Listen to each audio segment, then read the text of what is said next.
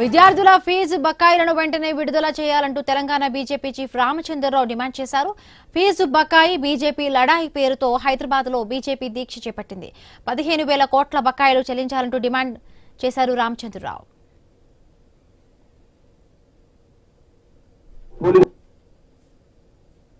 అనేక మంది విద్యార్థులు రోడ్ల మీదకి వచ్చి ఈ రోజు కలెక్టరేట్ ఆఫీస్ ముందు పోదామంటే లాఠీ చార్జీలతో ఆ విద్యార్థుల మీద చాలా దూసుగా ప్రవర్తించినట్టుగా పోలీసులు మనం చూసాం. మనం మిత్రులారా, ఈరోజు ఫీజు బకాయి ఒకటే కాదు, ఈరోజు యావత్ విద్యా వ్యవస్థని ఈరోజు మనం ప్రశ్నించాల్సిన అవసరం ఉన్నది.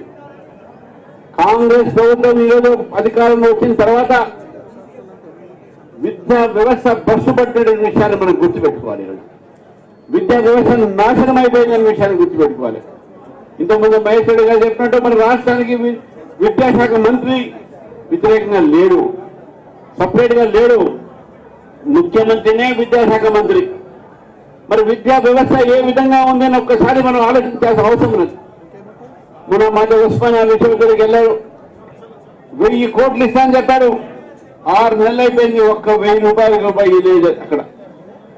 అంతేకాకుండా ఈరోజు రాష్ట్రంలో బీఆర్ఎస్ ప్రభుత్వం అయ్యేప్పటికీ 8 కోట్లు, దాదాపు 8,000 కోట్ల బకాయిలు ఉండే విద్యార్థులకు.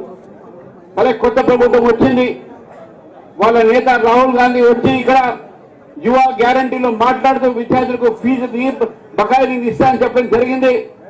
ప్రజలు నమ్మారు, విద్యార్థుల తల్లిదండ్రులు నమ్మారు.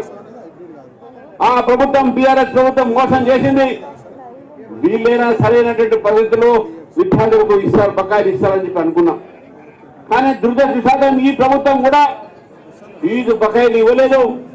ఫీజు బకాయిలు ఇవ్వలేక ఈరోజు ఇబ్బంది ఇష్టం లేక ఈరోజు హైకోర్టుకు విద్యార్థులు పోతే హైకోర్టు చివాట్లు పెడితే మళ్ళీ ఇప్పుడు 2,000 కోట్లు రిలీజ్ చేస్తానన్నారు. ఇంకా రిలీజ్ చేయలే, ఎప్పుడో కొత్త బ్యాచ్కు